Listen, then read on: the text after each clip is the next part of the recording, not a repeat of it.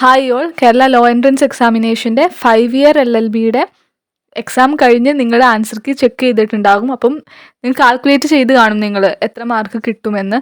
പക്ഷേ ഒരുപാട് പേര് ചോദിച്ചു, ഇത്ര മാർക്ക് കിട്ടിയാൽ എനിക്ക് കിട്ടുമോ, ഗവൺമെൻറ് കിട്ടുമോ, അല്ലെങ്കിൽ ഇത്ര റാങ്ക് വരുമോ, എങ്ങനെയുള്ള കുറേ ഡൗട്ട്സ് ഉണ്ടായിരുന്നു. ശരിക്കും പറഞ്ഞു കഴിഞ്ഞാൽ ഇത്ര മാർക്ക് കിട്ടിയെന്ന് പറഞ്ഞുകൊണ്ട് നമുക്കൊരിക്കലും ഗവൺമെൻറ്റിൽ അല്ലെങ്കിൽ അഡ്മിഷൻ കിട്ടാം എന്ന് പറയാനായിട്ട് സാധിക്കില്ല. കറക്റ്റായിട്ട് നമുക്ക് പറയണമെങ്കിൽ റാങ്ക് ലിസ്റ്റ് വരണം. കുറേ പേര് കമൻറ്റിൽ ചോദിച്ചു 200+ മാർക്കുള്ളവർക്ക് ഗവൺമെൻറ്റിൽ കിട്ടുമെന്ന്. അപ്പോൾ ഞാൻ ചിലവരോട് പറഞ്ഞിരുന്നു ചാൻസ് ഉണ്ട് കിട്ടാൻ, 200+ മാർക്കുള്ളവർക്ക് ചാൻസ് ഉണ്ട് ഗവൺമെൻറ്റിൽ കിട്ടാനെന്ന് ഞാൻ പറഞ്ഞു. അതിന് കാരണം കഴിഞ്ഞ വർഷം 3 ഇയർ LLBയുടെ എക്സാമിനേഷൻ ഇതുപോലെ തന്നെ ഭയങ്കര ഡിഫിക്കൾട്ടായിട്ടുള്ളൊരു ക്വസ്റ്റ്യൻ പേപ്പറായിരുന്നു.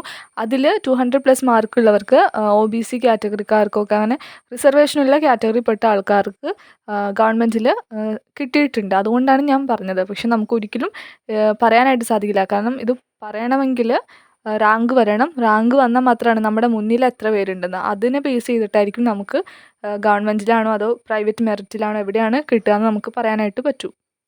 സോ നിങ്ങൾ റാങ്ക് ലിസ്റ്റിന് വേണ്ടി വെയിറ്റ് ചെയ്യുക. എന്തായാലും 2 ആഴ്ചയെങ്കിലും എടുക്കുമായിരിക്കും. കാരണം 1-ാം തീയതി വരെ, ഈ ഒരാഴ്ച വ്യാഴാഴ്ച വരെ ഉണ്ട്. നിങ്ങൾക്ക് ആൻസർ കീയിൽ എന്തെങ്കിലും പരാതികളുണ്ടെങ്കിൽ അത് പറയാനായിട്ട് 1-ാം തീയതി വരെയും സമയമുണ്ട്. അപ്പോൾ അതിന് ശേഷം ആ പറഞ്ഞ കറക്ഷൻസൊക്കെ എന്തെങ്കിലും തെറ്റുകളുണ്ടെങ്കിൽ അത് തിരുത്തിയതിന് ശേഷം ഫൈനൽ ആൻസർ കീയും നിങ്ങളുടെ റെസ്പോൺസ് ഇടും.